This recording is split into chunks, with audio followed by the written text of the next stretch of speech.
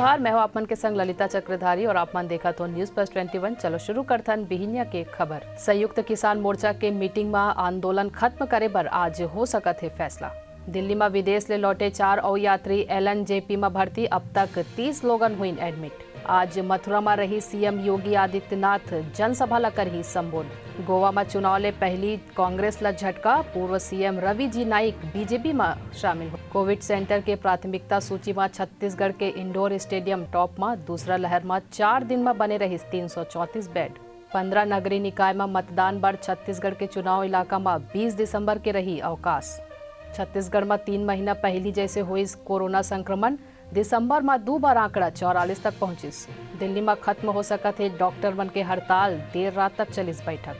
अरविंद केजरीवाल 11 दिसंबर के फेर जाही उत्तराखंड, कर सकत है बड़े घोषणा। सदन के सवाल जवाब में सरकार कहिस कोरोना के टीका ले 946 मौत हुई, आतंकी फंडिंग के 64 मामला के हुई खुलासा।